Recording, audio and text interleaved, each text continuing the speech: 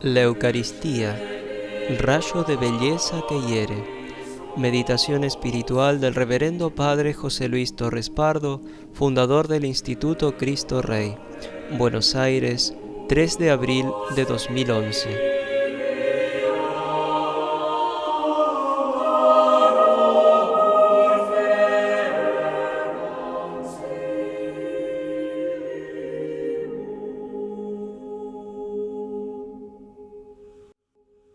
Ocurre este fenómeno, digamos, que es lamentable por falta de fe, por quedarnos en la superficie del misterio.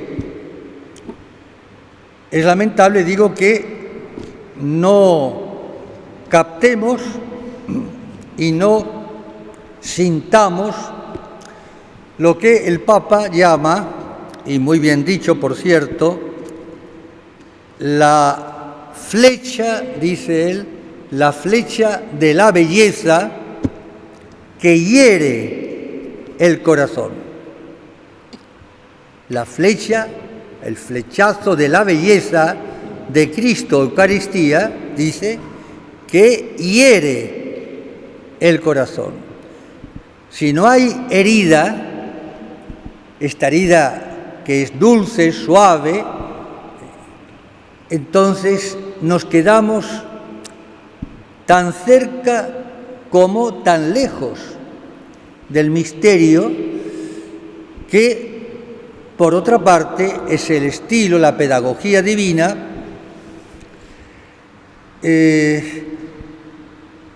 por estar tan cerca nuestra, hasta la paradoja, y por presentarse de una manera tan sencilla, tan poco llamativa, tan casi podríamos decir, entre comillas, vulgar, como es un pedazo de pan, unas gotas de vino, que no es pan, que no es vino, que es el cuerpo y la sangre, pero nuestros sentidos, como decía Santo Tomás, no es que nos engañen, sino que nos impiden dar el paso definitivo para, a través de las especies sacramentales, de esa sencillez, vuelvo a repetir, como es un poco de pan, una hostia, un poco de vino.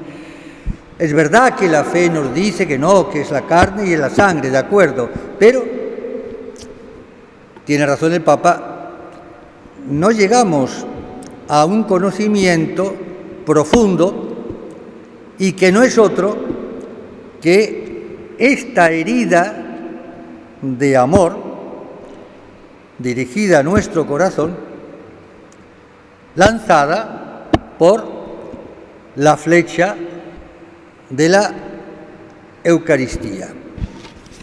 El Papa habla, yo lo resumo porque no hay tiempo,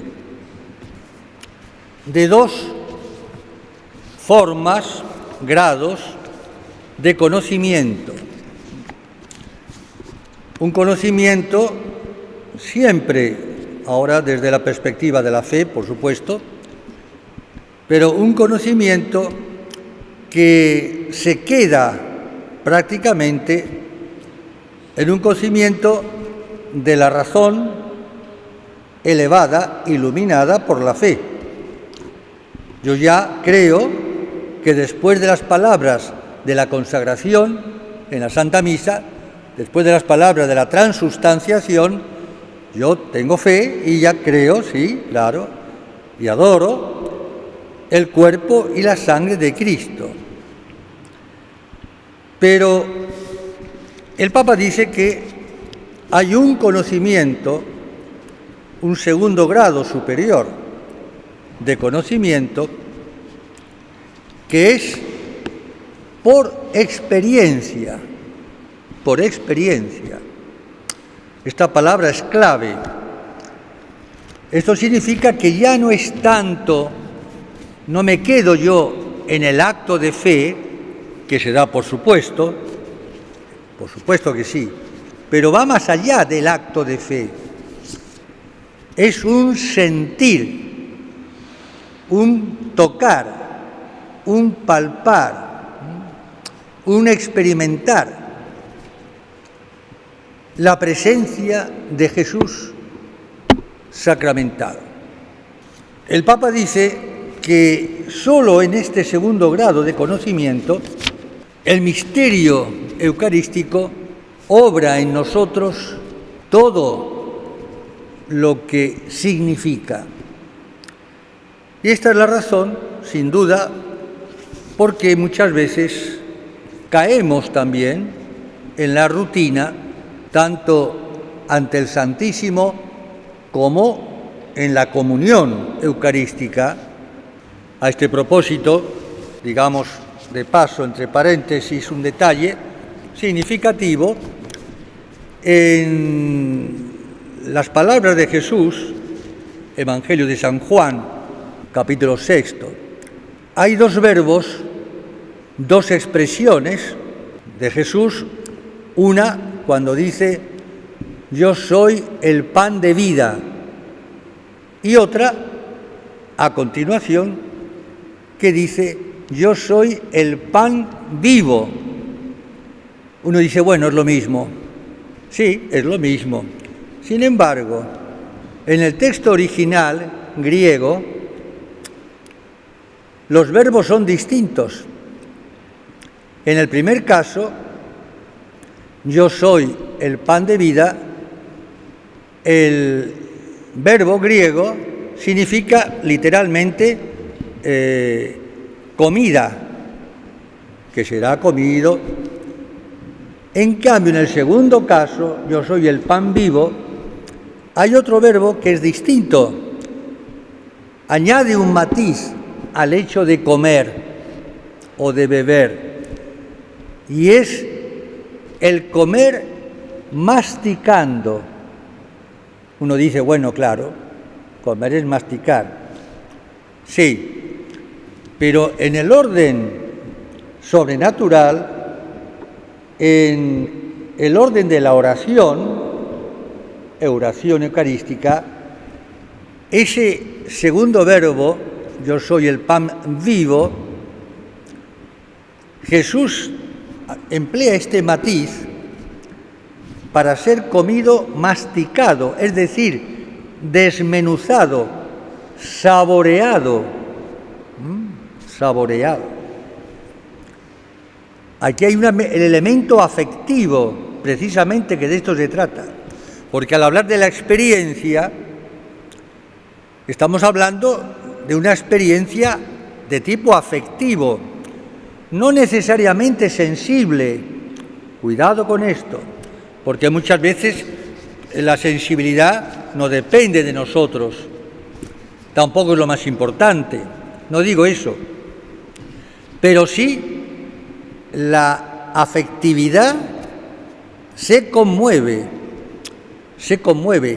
siente, presiente esa herida de amor causada por la flecha que Jesús nos lanza al corazón para sentir, repito, tocar de alguna manera esa presencia real que ya la conocemos y la creemos por la simple fe, dogma de fe, pero que no basta.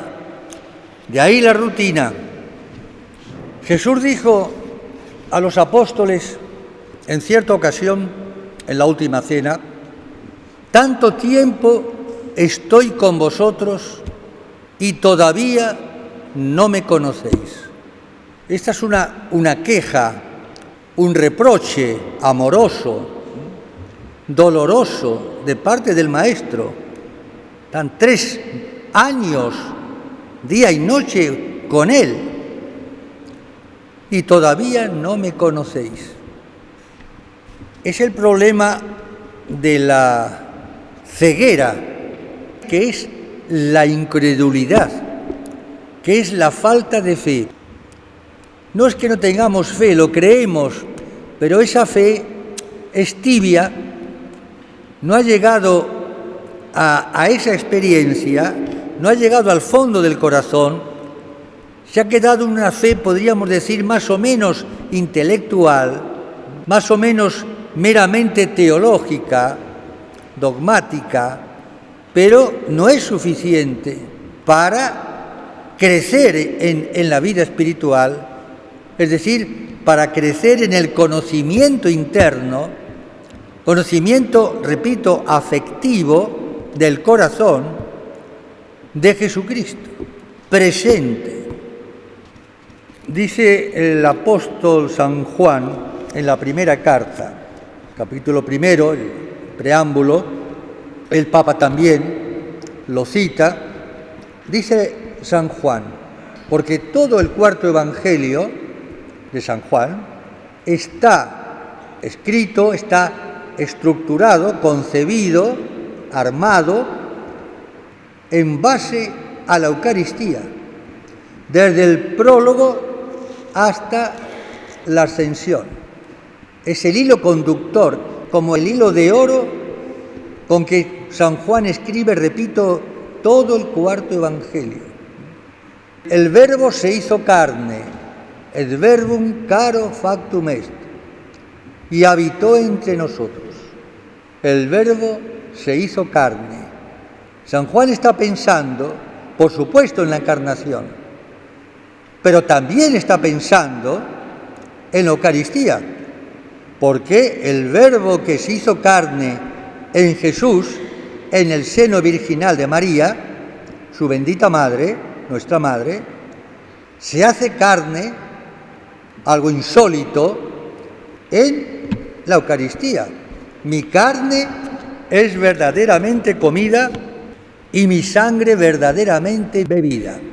Entonces aquí hay como una prolongación, una como nueva encarnación, que ya no es solamente que Dios se hace hombre, sino que como no bastándole o bastándonos a su criterio, tiene razón, llega al extremo, digamos la palabra, a la locura, una locura de amor, de convertirse, de transformarse en pan y vino, para meterse dentro de nosotros, comerlo y masticarlo, asimilarlo. ¿Qué quiere decir? Del latín simile, similis, hacernos semejantes a Él.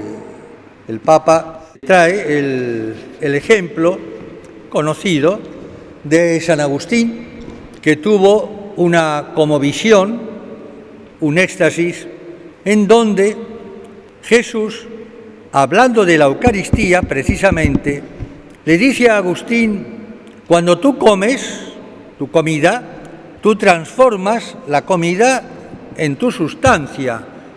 Eso hacemos cuando comemos. Pero aquí no, aquí es al revés, le dice Jesús. Cuando tú comulgas, la comunión eucarística, eres tú el que te transformas en mí, en Jesucristo. Es un modo como de cristificación. Es una especie, entre comillas, de transubstanciación, si puede decirse así.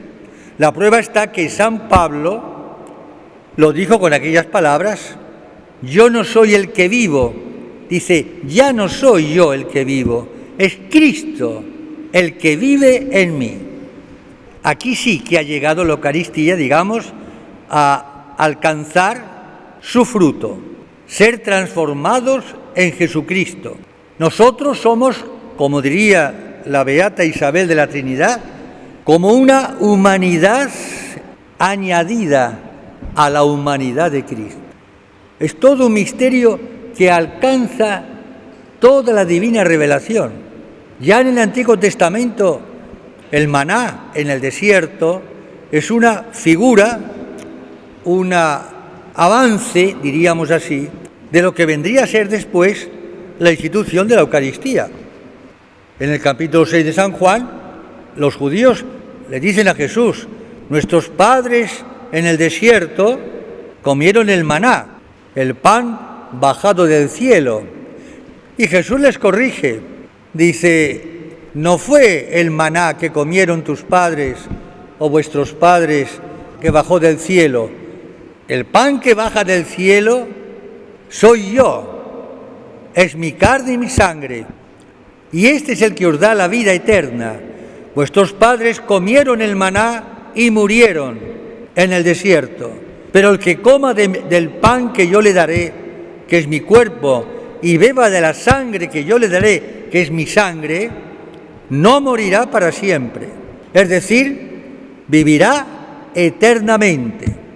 Sabemos cómo la Eucaristía es prenda de la vida futura. Jesús lo repite y lo dice de una manera clarísima, clarísima.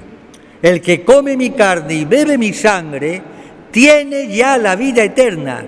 No dice tendrá, la tiene ya. Tenemos un germen de vida eterna. Y yo lo resucitaré el último día, al final de los tiempos. Yo lo resucitaré.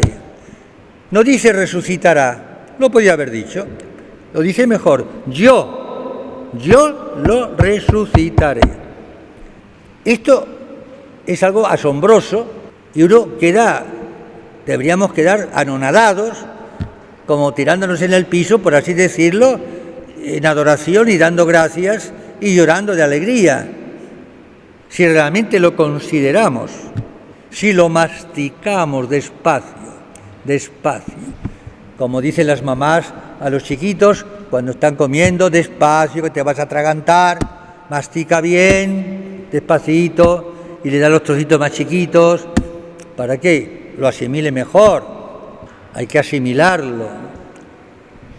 Dice San Juan en el prólogo: lo que era desde el principio, lo que hemos oído, lo que hemos visto con nuestros ojos, lo que contemplamos y palparon nuestras manos, tocando al Verbo de vida, tocando. Ver, oír, tocar, gustar, oler, es la aplicación de sentidos. San Ignacio en los ejercicios, uno de los modos o métodos de oración que ya viene de los monjes del desierto, primeros siglos cristianos. Y esto es lo que Jesús pretende y nos quiere hacer entender y saborear. No contentarnos con creer que está presente, con adorarlo, por supuesto. Jesús va mucho más allá. Él quiere meterse dentro de mí, físicamente, una cosa insólita. Si ya la encarnación del Verbo es una cosa realmente que, por eso hubo cristianos que se rasgaron las vestiduras, que se escandalizaron desde los primeros siglos. ¿Cómo voy a creer yo en un Dios que se hace hombre, que nace en el seno, en el vientre de una mujer? No, yo no puedo creer en un Dios que se rebaja de esa manera. Eso es una locura. ¿Cómo Dios se acerca y el hombre lo rechaza? Porque se acerca demasiado. Y si no se acerca, se queda tan lejos que peligra la fe. ¿Cómo tiene que hacer el Señor entonces? Esta es la dificultad, el problema, digámoslo así, que plantea todo misterio sobrenatural. El querido Papa, ya que está con un pie en la beatificación, Juan Pablo II, en una de las preguntas que le hace el periodista Vittorio Messori, en el Cruzando el umbral de la esperanza, y el periodista le dice: Santo Padre, ¿por qué Dios no se acerca más al hombre y que ya sea tan claro la presencia de Dios, la existencia de Dios, pues que ya no haya ateos y nada, ya es una cosa que hay que aceptarla porque es evidente? ¿Y qué le contesta al Santo Padre? ¿Usted quiere que Dios se acerque más de lo que se ha acercado? De venir del cielo a la tierra, de nacer como cualquier niño en el seno de una virgen, de conversar con los hombres, trabajar, comer, sufrir, darse, dejarse matar por amor a nosotros. Y por si esto fuera poco todavía, inventa, yo le llamo a esto las ocurrencias de Dios, las ocurrencias de Dios. Hay que tener, qué ocurrencia, ¿no? Uno podría decir, después de hacerse hombre, ¿qué más se puede acercar? Se le ocurrió hacerse un poco de pan y un poco de bebida, daros a comer su carne y su sangre. Por eso en Cafarnaún, en la sinagoga, lo cuenta San Juan, se armó el altercado, la discusión, desastre, cuando Jesús, de a poco, como él hace, porque sabe que si lo dice de golpe, lo dejamos plantado, este hombre está loco, ¿qué está diciendo? A comer su carne, su sangre, esto está loco. Lo tenían porque estaba mal de la cabeza. Claro, para la sola razón natural, pero es que falta la fe. Sin la fe no entendemos nada.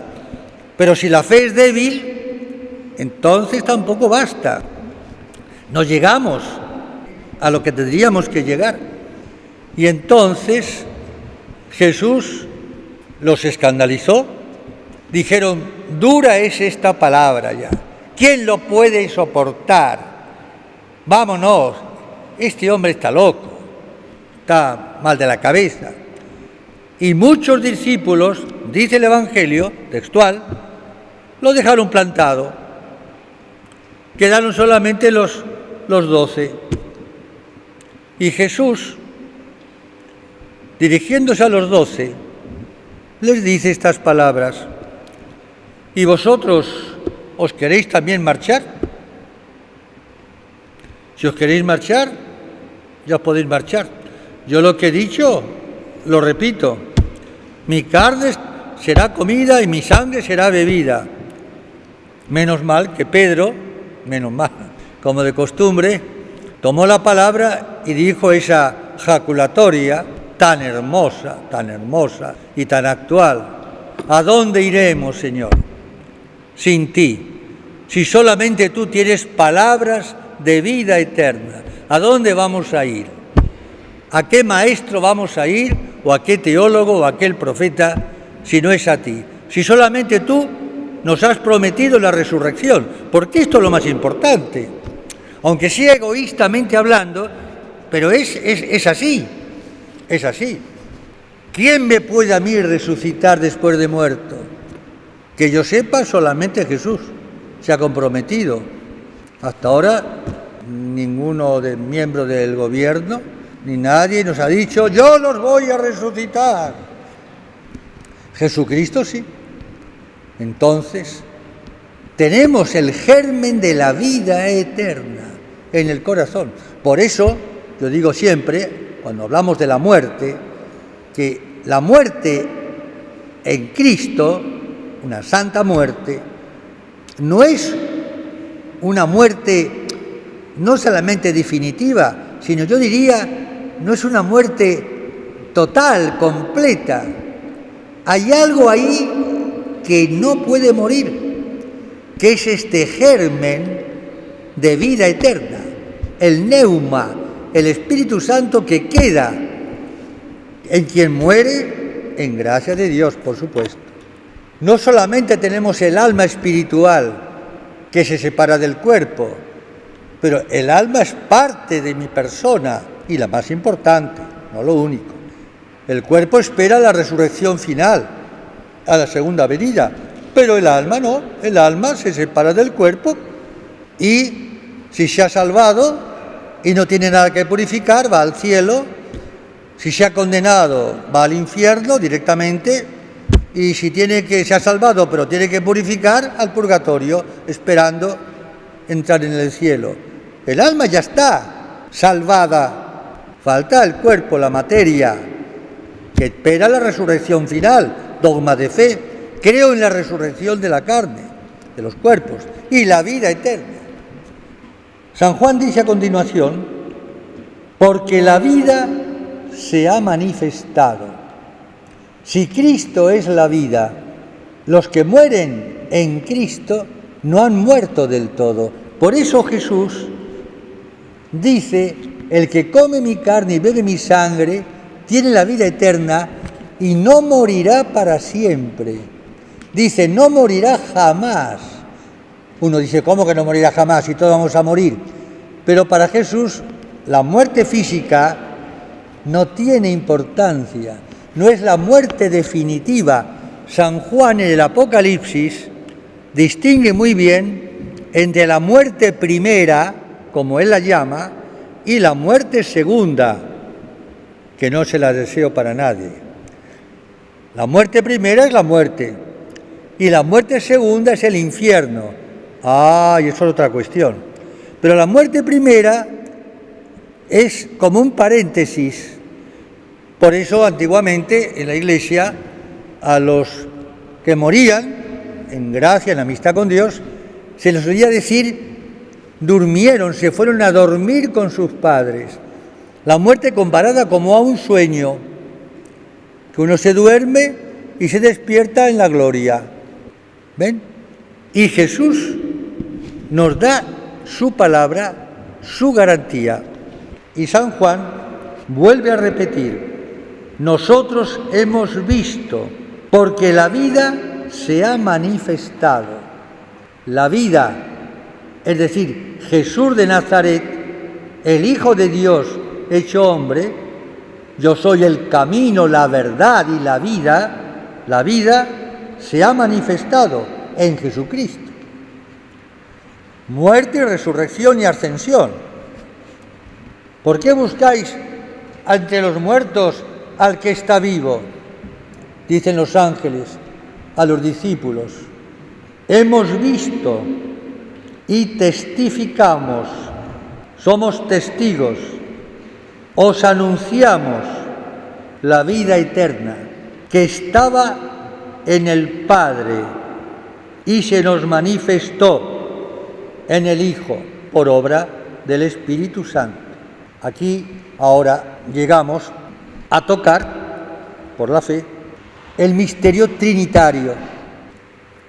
Muchas veces lo he dicho y me lo he dicho, ocurre que cuando estamos ante el Santísimo, o en la Santa Misa, la comunión, creemos la presencia real de Jesucristo, muy bien, pero quizá muchos no se dan cuenta, no piensan que en la Eucaristía está el Padre, Dios Padre, la primera persona. No sacramentada, no, pero está. Pero no solamente está, sino que la unión, escuchen esto, la unión del Padre, primera persona, y del Espíritu Santo, tercera persona, con el Verbo, el Hijo, Jesús, segunda persona, es mucho más, infinitamente más estrecha, más íntima, más una, más inseparable, que la unión del Verbo con su naturaleza humana y que la unión del Verbo encarnado, escondido, cubierto bajo las especies de pan y vino. No sé si me explico. La unión trinitaria, un solo Dios en tres personas, es la más perfecta que ni siquiera se puede imaginar ni comprender porque es el misterio de los misterios. Entonces, ¿qué quiero decir con esto? Pues que en la Eucaristía, cuando estoy ante el sagrario, o la hostia consagrada, o en la comunión, o en mi pecho, tengo que hacer una oración trinitaria, porque es el Padre el que nos da el verdadero pan del cielo. Jesús lo dice, no fue Moisés el que os dio el pan del cielo en el desierto, es mi Padre el que os da el verdadero pan del cielo, que soy yo, Jesús, es mi Padre. Nadie puede venir a mí si el Padre no lo atrae. Y al revés, dice Jesús, nadie puede ir al Padre sino por mí. Aquí hay una especie como de juego de palabras dentro del misterio que a mí me encanta porque a uno le obliga a buscarle cuál es la clave, dónde está el secreto de estas dos expresiones textuales de Jesús y que aparentemente son como contradictorias. ¿Por qué? Jesús dice, nadie puede venir a mí si mi Padre no lo atrae. Bien, entonces yo ahora voy al Padre, me dirijo al Padre para que me lleve a Jesús, ¿no? Pero resulta que yo no puedo ir al Padre, dice Jesús, nadie puede ir al Padre sino por mí. Bueno, entonces voy a Jesús para ir al Padre. Y Jesús dice, no puede venir a mí sino si el Padre no te atrae. Bueno, ¿cuál es la clave? Es tan sencillo como misterioso y sublime. Es el Espíritu Santo la clave. No hay otra. Porque el Espíritu Santo es el amor del Padre y el Hijo, pero como un solo principio. Ahí está la cuestión. No es que el Padre aspira al Espíritu Santo y el Hijo aspira también al Espíritu Santo. No es así. El Padre y el Hijo aspiran al Espíritu Santo juntos como un solo principio, no como dos principios. Por eso, en la Santísima Trinidad, el Espíritu Santo es como lo llaman un San Buenaventura, por ejemplo, le llama complementum trinitatis. El Espíritu Santo es el complemento de la Trinidad. Es la tercera persona la que cierra el misterio trinitario. Y lo cierra, paradójicamente también, porque el Espíritu Santo marca la distinción entre el Padre y el Hijo y al mismo tiempo la unidad del Padre y el Hijo como un solo principio que aspira un solo amor, que es la tercera persona, el Espíritu Santo. Todo esto hay que un poco masticarlo en la oración, pero es fantástico, es divertidísimo esto. Muchas veces yo digo, para muchos parece como que Dios es aburrido, ¿no? No, ¿qué va a ser aburrido? Es divertidísimo. Hay que hacerse como niños y hay que pedir al Espíritu Santo la luz y que nos enseñe, que nos lleve de la mano. Pero cuando uno se mete un poco en el misterio, empieza ahí a la luz de la fe, empieza a descubrir cosas y a atar cabos dentro del claroscuro, desde luego, bueno, pero eso hace el aliciente al misterio, ¿no? La vivacidad, diríamos, del misterio. Pues bien, termina este prólogo San Juan repitiendo lo mismo. Daría la impresión que San Juan lo está escribiendo como en un éxtasis, con un entusiasmo y un fervor para comunicarlo a todos los cristianos que vendrán después de los apóstoles, que somos también nosotros. Y vuelve a repetirlo: nosotros hemos visto y testificamos y os anunciamos la vida eterna que estaba en el Padre y se nos manifestó. ¿Dónde? En el Hijo. En el Hijo. Lo que hemos visto, vuelve a repetir, y oído, os lo anunciamos a vosotros, a fin de que viváis también en comunión con nosotros. Pausa. A fin de que viváis en comunión con nosotros. Por consiguiente, aquí estamos en una nueva forma, en una prolongación del mismo misterio eucarístico, que no es ya solamente el comulgar con Cristo, comer su carne y beber su sangre, la unión íntima de Cristo conmigo, para que me transforme, me purifique, me ilumine, sino que al mismo tiempo, y Jesús lo hace con esta intención explícita, los que comemos del mismo pan y bebemos del mismo vino, de la misma carne y la misma sangre de Jesucristo, automáticamente estamos unidos, porque Cristo es el principio de unidad. Si yo estoy unido a Jesús, y tú también, y tú también, y todos, automáticamente estamos todos unidos en Jesucristo. Eso es ser cristiano.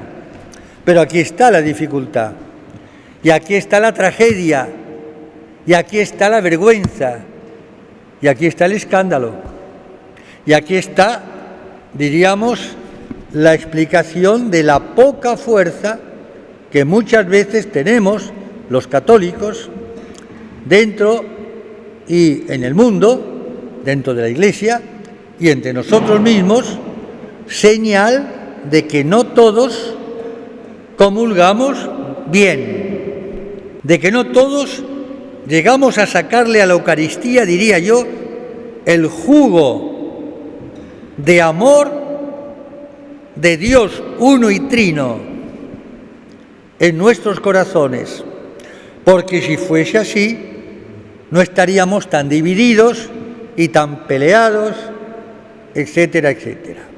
Porque es verdad, la división que hay entre los católicos, abierta o por debajo, entre los sacerdotes, los obispos, pero hace ya años y años y años, a veces ni nos saludamos. Y hemos comulgado, hemos celebrado misa, ¿no? Podremos tener pensamientos, ideas, criterios distintos, bueno, pero en cosas puramente accidentales, normales, pero en lo esencial, San Agustín ya dio esta fórmula: in necessaris unitas, in dubis libertas, et in omnibus caritas. Textual, San Agustín. En las cosas necesarias, esenciales del dogma moral y culto, como hijos de la Iglesia, unitas, tenemos que pensar todos lo mismo. El dogma es uno solo, la moral y el culto de la Iglesia es uno solo.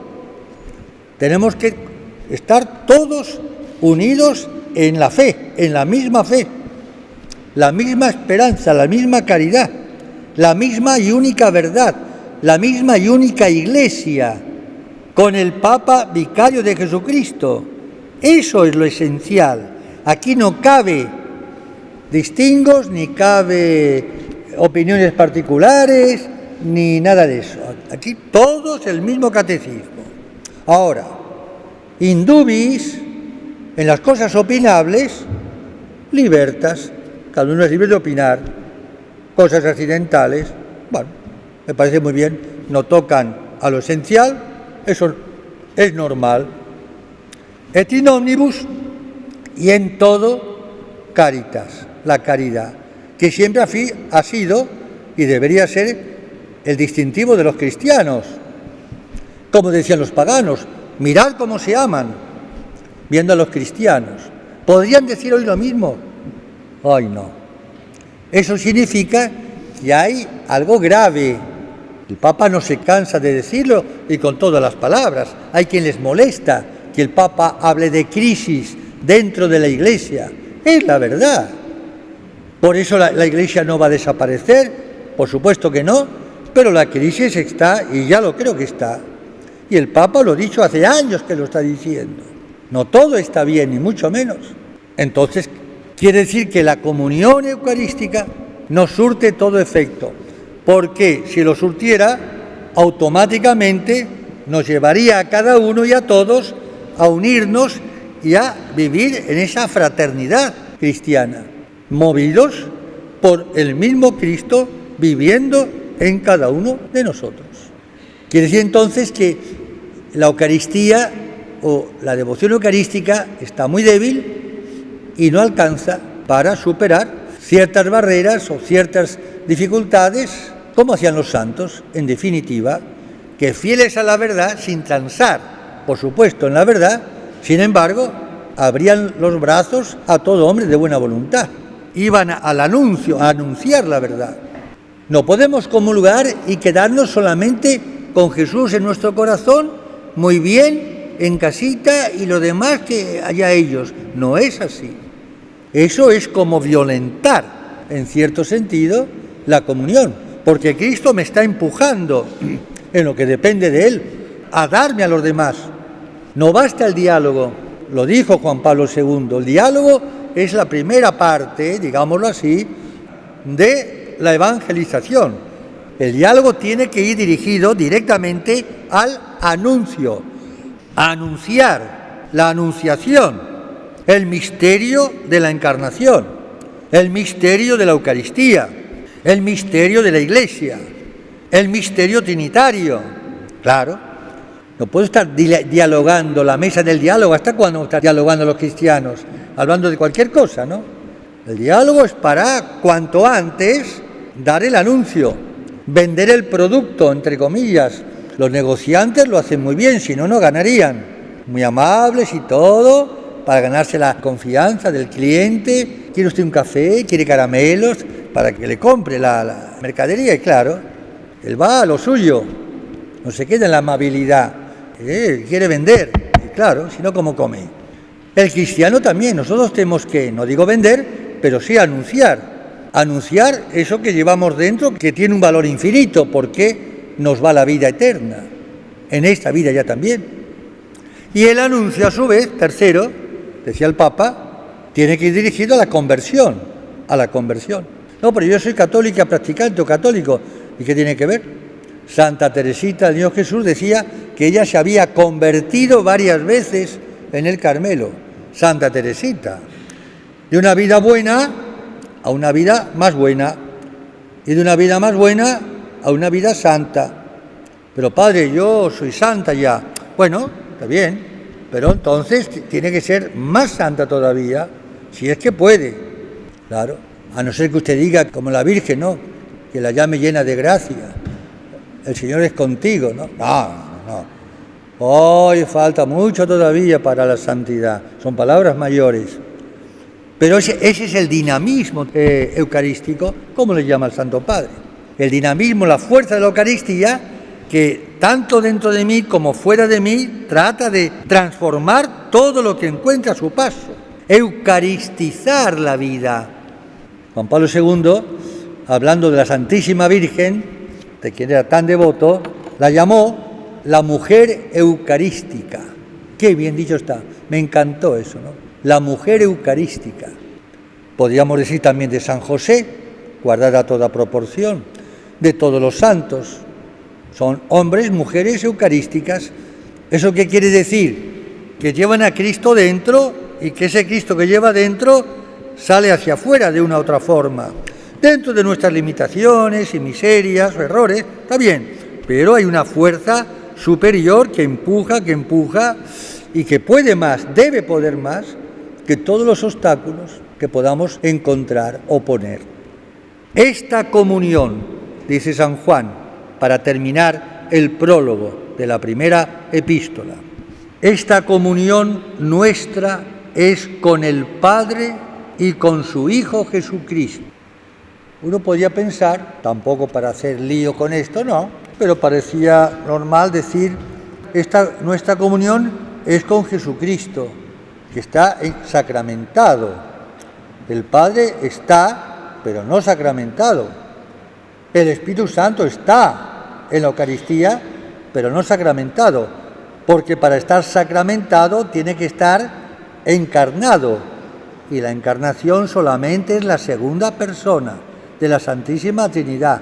Pero vuelvo a repetir, la unión indisoluble del Padre y el Espíritu Santo con el Hijo, un solo Dios, simplicísimo, es infinitamente más unión, más uno, más sólida, no sé cómo decirlo, que la unión del Verbo con su humanidad, cuerpo y alma, y que de Jesucristo bajo las especies de pan y vino. En consecuencia, dice muy bien San Juan, esta comunión nuestra es con el Padre y con su Hijo Jesucristo. ¿Y por qué no nombra al Espíritu Santo? Podía haber dicho perfectamente con el Padre, con el Hijo y con el Espíritu Santo. El Espíritu Santo, como es aspirado, no engendrado, trinitariamente hablando, por vía de amor, está implícito en todo. Es decir, es lo que se llama en teología la inclusión trinitaria, que las dos personas de la Trinidad están incluidas, inclusión en la tercera, sea la que sea. Si digo Padre, estoy diciendo Hijo y Espíritu Santo. Si digo Hijo, estoy diciendo Padre y Espíritu Santo. Si digo Espíritu Santo, estoy diciendo Padre e Hijo. La inclusión, porque es un solo Dios. Más aún, en el altar, en la Eucaristía, la Santa Misa, momentos antes de la consagración del pan y el vino, el sacerdote, en nombre de Cristo, ¿qué hace? La oración al Espíritu Santo, la epíclesis, la súplica, la llamada, la invocación para que el Espíritu Santo haga la transustanciación. Si por un imposible, o si nosotros así, en una hipótesis, dejásemos de lado el Espíritu Santo en el momento en que el sacerdote, tomando la hostia y después el cáliz, pronuncia las palabras, esto es mi cuerpo, esta es mi sangre, no habría consagración si no está el Espíritu Santo.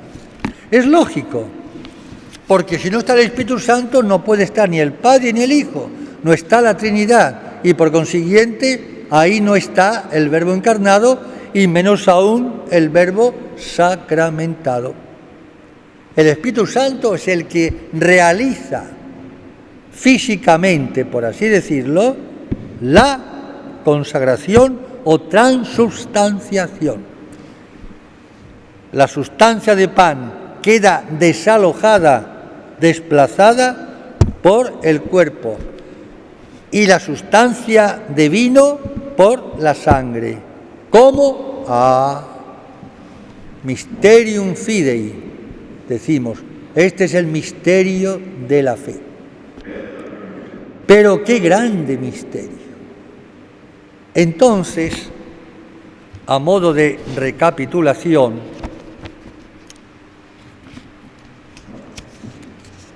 en el capítulo 6, decíamos, de San Juan, solamente algunos versículos, porque nos llevaría muy lejos de tiempo. Yo soy el pan de vida. Vuestros padres comieron el maná en el desierto y murieron. Este es el pan que baja del cielo para que el que lo coma no muera. Hay una expresión, una palabra de Jesús en versículos más adelante que son sorprendentes y que a los teólogos les han dado más de un dolor de cabeza. Cuando Jesús les dice a los judíos, está hablando de él, de Jesús, dice, el Hijo del Hombre que está en el cielo, textual. ¿Por qué dificultad? Y porque el Hijo del Hombre está en la tierra. Cuando Jesús dice estas palabras, él estaba ahí con los discípulos y los judíos o los fariseos. El Hijo del Hombre, yo, que estoy en el cielo. Esto ha dado lugar, lo digo de paso, para no disgregarme, aunque es interesante, todavía la Iglesia no se ha definido porque no es fácil. Unos dicen que Jesús gozaba en esta vida de la visión beatífica. Esto es lo que yo estudié cuando era joven seminarista en filosofía, teología, y en mis juveniles años de sacerdote se enseñaba esto como una verdad ya admitida por la Iglesia.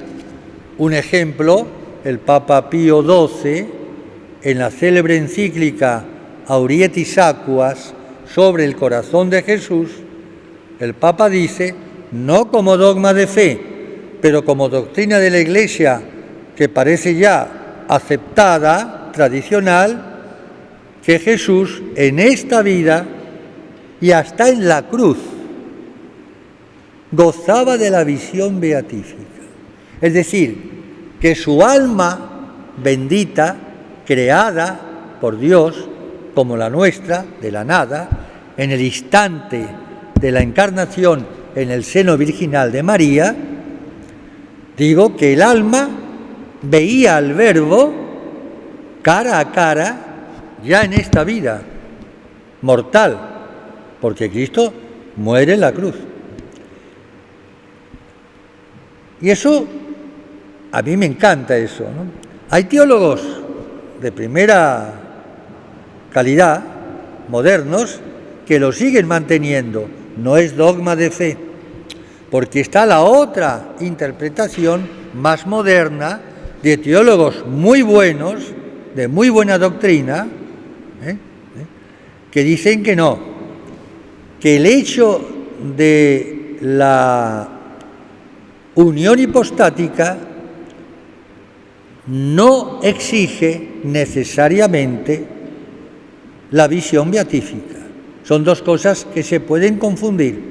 Es decir, la unión hipostática significa en Jesucristo la unión de la persona del Verbo, segunda persona de la Santísima Trinidad, con la humanidad suya que le dio la Virgen como una madre a una criatura. Salva la virginidad, aparte de esto. Por consiguiente, que hay una unión tan estrecha que en Cristo no hay persona humana. El yo en Jesucristo, cuando Cristo dice yo, ese yo es siempre el Verbo, persona divina, la segunda de la Trinidad. En Cristo no hay un yo humano como en nosotros. En nosotros hay una naturaleza humana, cuerpo y alma, somos hombres, mujeres, seres humanos, y una persona humana. La persona es al ser, a la sustancia, lo que la naturaleza es al obrar o al hacer. Yo trabajo, yo persona, trabajo, naturaleza. Yo estudio, yo persona, estudio, naturaleza, etc. En Cristo no hay persona humana. Este fue el error y la herejía de Nestorio, condenada por la Iglesia. Nestorio decía que en Cristo había dos personas, una divina, el Verbo, y otra humana, una como Dios y otra como hombre.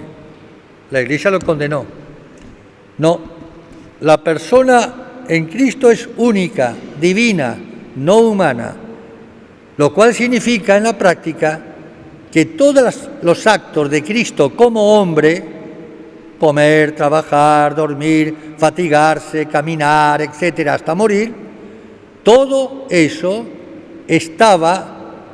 subsistía, substare, en la persona del Verbo. En otras palabras, la persona del Verbo hace como un doble oficio. Uno, propio del Verbo, de su naturaleza divina, claro, como en la Trinidad. Pero otra, el Verbo hace las veces de persona humana que no hay. Y por consiguiente, el Verbo es el que mueve a la naturaleza humana de Cristo, de tal manera que cualquier acción humana de Cristo, aunque sea beber un vaso de agua, tiene un valor y un precio infinito, no por la naturaleza humana que es creada como la nuestra, no es por el vaso de agua, sino por la persona que lo bebe en cuanto naturaleza humana. ¿Me explico? El Verbo, que es infinito, repito, da valor infinito al mínimo acto humano, el más corriente y común de cualquier ser humano como nosotros. Por eso Jesús, con un solo acto humano, podría haber redimido el mundo. ¿Por qué? Porque la persona que realiza ese acto humano es divina, es el Verbo, es infinita. Ahí está. Este es el misterio. Pero para no complicarlo ahora, y para cerrar el paréntesis, fijémonos que esta unión hipostática, repito, no significa necesariamente que Jesús como hombre, su alma espiritual creada, viese cara a cara al Verbo en Jesús de Nazaret. Ahora, ¿cómo pudo ser esa unión hipostática tan íntima y que no gozase de la visión beatífica? No es imposible. ¿Cómo? Dios es todopoderoso. No hay ninguna contradicción. Por eso, los papas últimamente ya no dicen que Jesús gozaba de la visión beatífica. Tampoco lo niegan. Ha quedado en un interrogante. ¿Y qué pasa en la práctica? Nada, tenemos que seguir en una hipótesis como otra, no cambia nada el sentido de la vida cristiana, los mandamientos, etcétera, etcétera.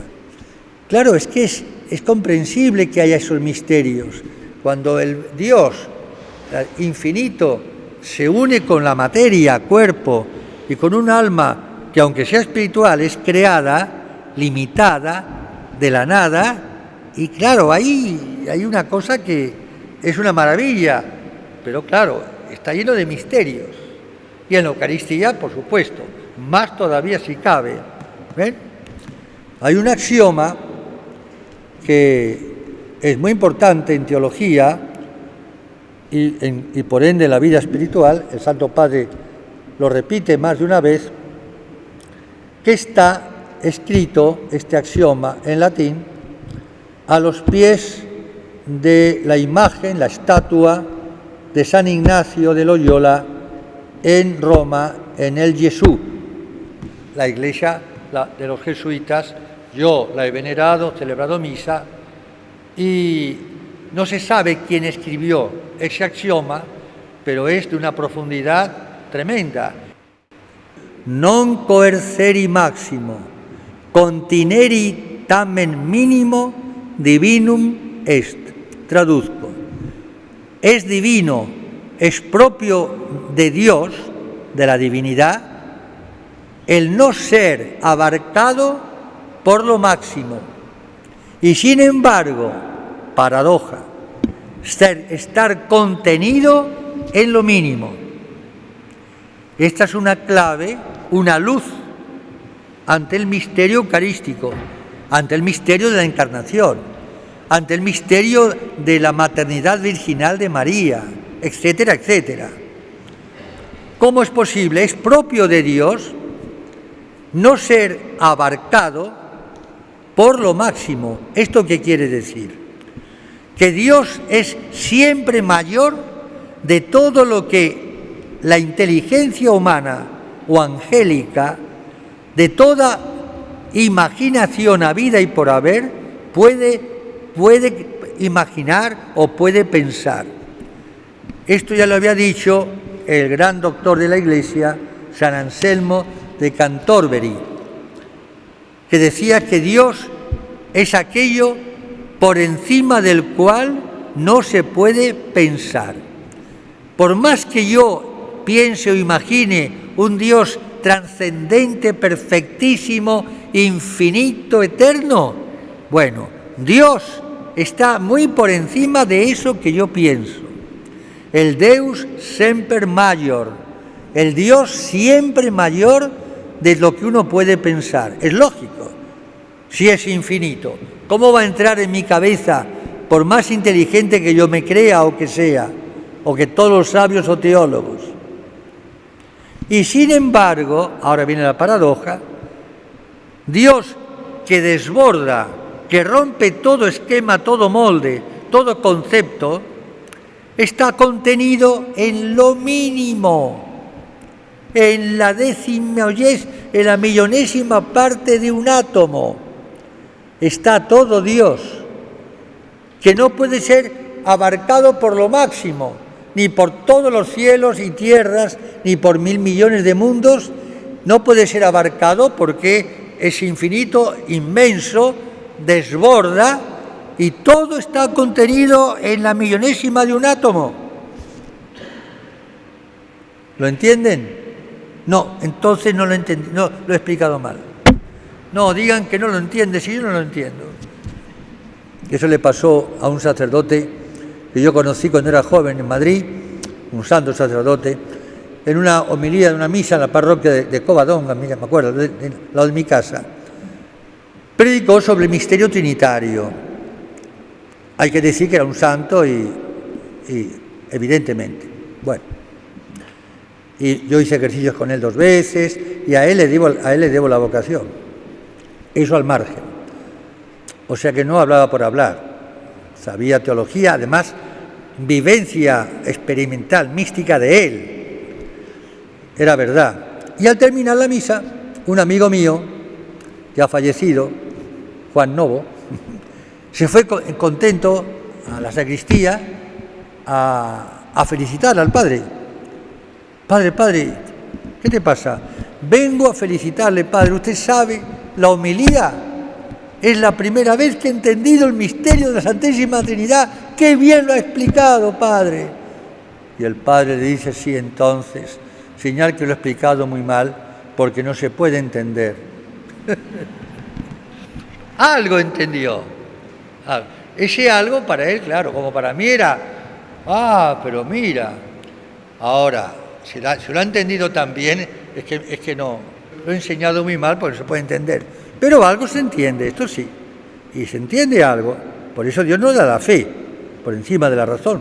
Bueno, bien, entonces, aquí ya terminamos, Este misterio inmenso, cómo Dios se puede hacer hombre en una criaturita como el niñito de Belén, ¿no? En una cunita, ¿no? El Dios que no abarca el cielo y la tierra, ¿no?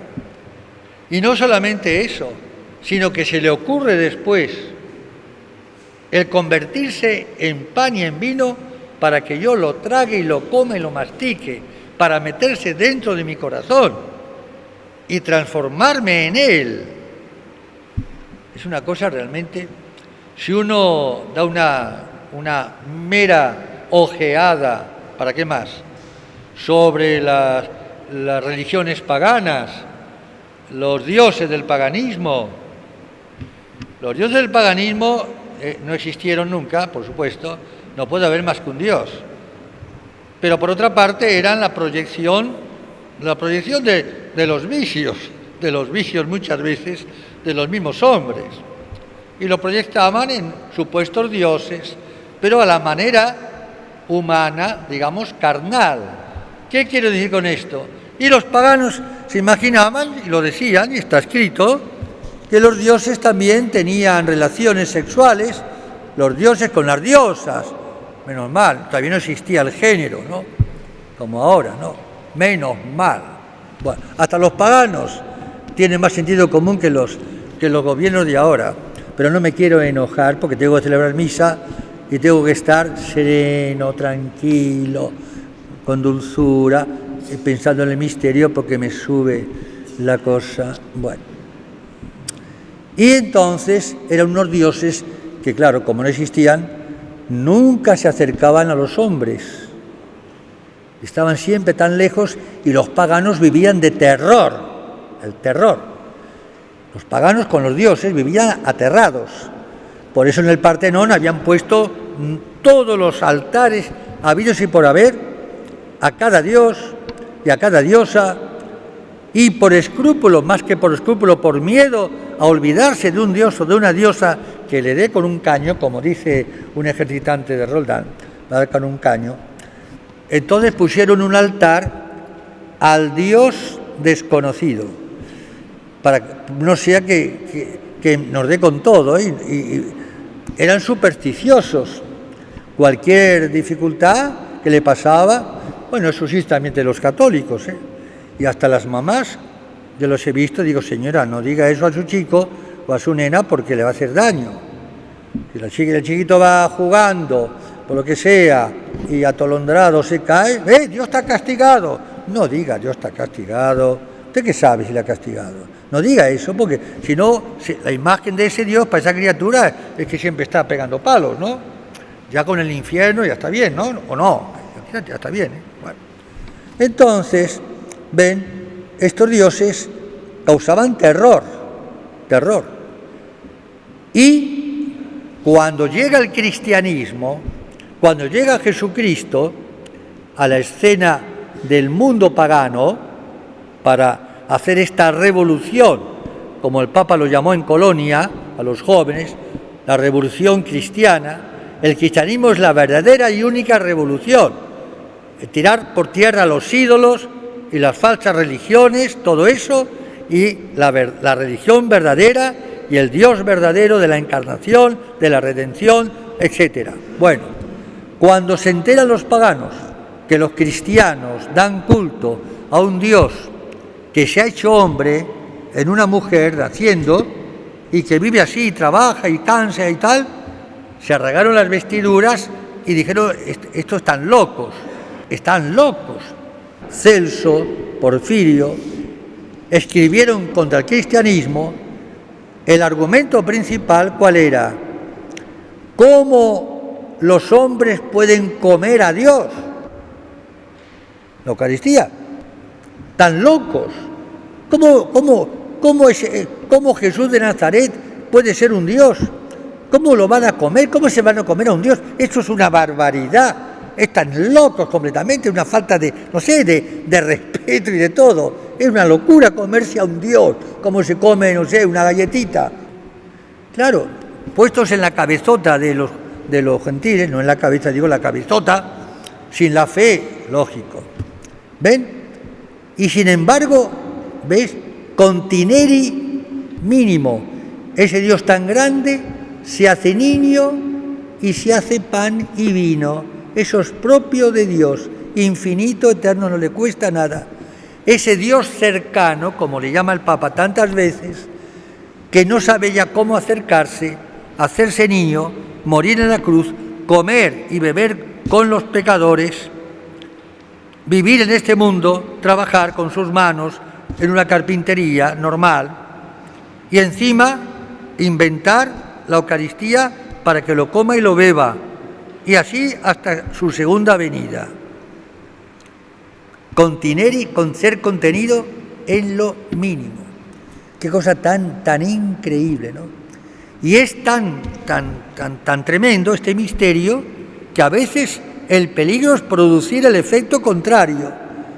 Decir, no, esto no puede ser.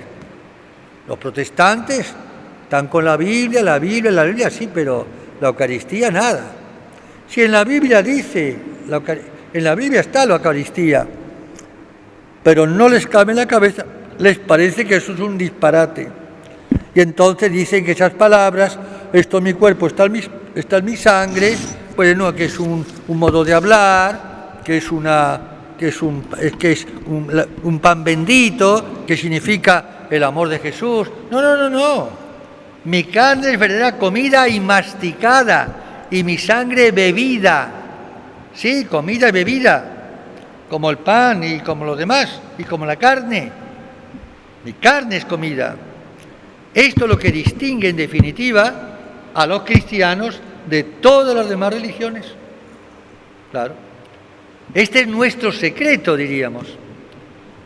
El secreto de Jesús que Él nos revela.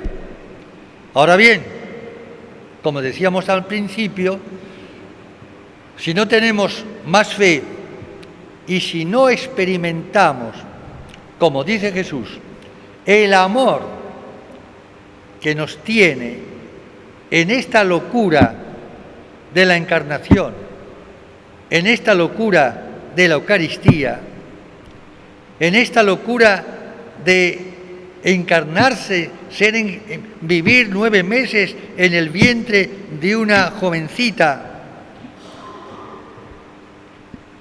El amor loco de Dios. Este es el título de un libro célebre de un gran doctor oriental, Nicolás Cavasilas, que el Papa también cita con frecuencia, y dice eso, ¿no? Vivimos, el cristianismo es una cuestión terrible, ¿no? Para cuando uno lo toma en serio, ya solamente el crucifijo. Yo muchas veces estoy en mi oratorio, en la capilla, donde sea, a veces estoy mirando el crucifijo y digo, pues ¿será posible, Señor, que esto sea verdad? Que lo creo firmemente, me dejaría matar por creerlo, pero ¿cómo he llegado a esta locura, no? ¡Qué barbaridad! Un Dios, llegar a eso. Y aquí está, por último, el secreto de lo que es la Eucaristía. Es el amor loco, la locura de amor de Dios en Jesucristo por cada uno de nosotros. Esta es la clave. A veces uno se encuentra cuantas veces con almas, tanto en la vida religiosa, en el noviciado, es lógico, jóvenes que empiezan, todos fuimos jóvenes, y dicen, ay padre, yo no sé rezar, yo no sé hacer oración. La oración es vocales, sí, pero así de hacer oración, ahí me pongo ante el sagrario y no se me ocurre nada, y me distraigo y no siento nada. Yo le digo, pero escúcheme una cosa, ¿no se te ocurre pensar lo que Jesús te ama? Las barbaridades que Jesús ha hecho por ti, por mí y por todos, y por los más grandes pecadores. ¿No se te ocurre pensar que Jesús está gritando en la cruz sin decir nada? No hace falta que diga nada. El Papa en una de las meditaciones dice como subtítulo, Jesús murió gritando. Y es verdad, Jesús murió gritando. ¿Cómo es posible que un moribundo que está exhausto, que no le queda ni agua ni sangre en el cuerpo ya, y que está clavado y que para pronunciar unas solas palabras tiene que apoyarse sobre los pies, las llagas, un dolor insoportable para decir una sola palabra, y que este más muerto que vivo, que está ya destrozado, tenga fuerzas para gritar? Esto es un milagro, esto es un milagro. Pero además del milagro, ese grito silencioso en la cruz, que llega hasta nosotros, que recorre toda la historia de la salvación, hasta el fin de los tiempos, ese grito tengo yo que escucharlo a la luz de la fe, es decir, a la luz de la realidad. No es un cuento que me han contado, ni es una figura poética, no, es una realidad cruda y tremenda, dramática, trágica. El cristianismo es una tragedia, es un romanticismo, sí, pero con sangre. El amor llega al extremo, la locura, la muerte, la entrega a ti y a mí. ¿No se te ha ocurrido, hijo mío, pensar lo que Jesús te ama desde la creación, la redención, la iglesia, los sacramentos, la Virgen, los ángeles, etcétera, etcétera? Y por si esto fuera poco, se queda en la Eucaristía, yo estaré con vosotros hasta el fin de los siglos, hasta mi segunda venida, yo estaré con vosotros, no os dejaré huérfanos. ¿Qué más podemos esperar? Ahora bien, siempre queda el mysterium fidei, el misterio de la fe, que es lo que tenemos que pedir, porque nuestra fe a veces es débil y tiene que ser una fe tan viva que se transforma por su misma naturaleza en amor. En amor. No se te ocurre nada viendo a Cristo en cruz, viendo a Cristo en la cuna, viendo a Cristo en el sagrario, en un trozo de pan aparente, comida y bebida que tú tomas y tragas. ¿Qué más le puedes pedir? ¿Qué más podemos exigir nosotros? ¿Qué más? A ver, ¿quién puede hacer más? Es tanta la locura de amor que la fe, como yo digo muchas veces, es como un elástico, ¿verdad? Que tú los tiras y un poquito más se rompe. No sé si me explico. La fe llega justito. Por eso hay que pedir ese aumento de fe, ¿no? Bueno, eso es lo que tenemos que vivir. Y en la medida en que comamos y bebamos a Cristo, automáticamente la unión en la Iglesia, la unión entre los cristianos, el amor fraterno, el amor a los enemigos, dijo Jesús, es mucho pedir. Amar a los amigos, bueno, más o menos, pero a los enemigos, ¿te parece? Sí, no como enemigos, pero hay que rezar para que se conviertan. Y en lo que depende de uno también, dar a ese Cristo, darlo, sin miedo, sin complejo, ante el mundo. ¿Cuántas veces uno oye hablar de Dios así, bueno, de Dios? Pero la palabra Cristo, la palabra Jesús, la Eucaristía, sabemos cómo es el remedio, la medicina más fuerte para vencer las pasiones desordenadas. Ojo, supuesta la confesión de los pecados, no basta la comunión, pero es verdad, el aumento de fe, de esperanza, de amor en la Eucaristía, esa es la fuerza que tenemos los cristianos en un mundo que está dirigido por el diablo, porque vivimos en un mundo que es propio del reino del anticristo, pero evidente, con estos gobiernos y todo lo demás. Y lo de las Naciones Unidas es espantoso. Este totalitarismo, mucho más grave, lo he dicho 40.000 veces, que la represión militar de donde sea, mucho más grave que el nazismo y que el comunismo, ya lo he dicho, ayer lo decíamos en la gente de la obra, porque este totalitarismo de estas leyes, de esta revolución oculta, como silenciosa aparentemente, muchos no se dan cuenta, se mete dentro de nosotros, nos está arrancando la capacidad del conocimiento meramente racional, objetivo, nos está arrancando el verdadero sentido de la libertad humana, nos está destrozando por dentro, nos está idiotizando. ¿Cómo la vida sobrenatural puede actuar en una estructura, digamos, que está totalmente deshecha por este totalitarismo? Es verdad, este totalitarismo infinitamente peor, no se puede avanzar más. Es la anulación de la persona humana como persona, por ende como hijo de Dios. Hace a la juventud incapaz de entender ni los meros principios de la filosofía más elemental, como el principio de identidad o de contradicción o de causalidad. Y el joven, la chica dice, ¿y por qué? ¿Y eso por qué no puede cambiar? ¿Pero cómo puede cambiar? ¿Y por qué siempre 2 y 2 van a ser 4? Le han vaciado el cerebro. Este es la revolución oculta. Este es el totalitarismo. Mucho peor que toda represión militar y todo. Sin comparación. Porque es arrancarte el alma, no matar el cuerpo. Y Jesús lo dijo. Y la gente no se da cuenta.